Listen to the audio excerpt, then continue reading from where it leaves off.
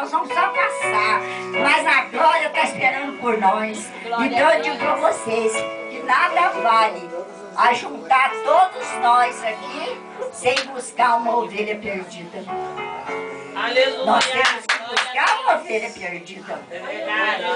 Trazer ela com carinho, com amor, para poder ela devagarzinho vir. E ela vem como? Caminhando, gatinhando, como se fosse um bebê.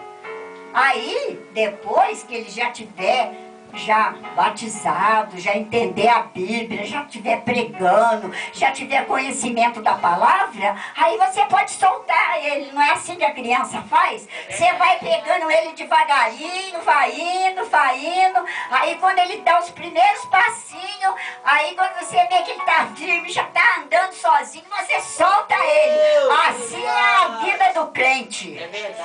Eu agradeço a oportunidade. A gente tem muito o que falar, mas o horário é curto. Obrigada, Pai.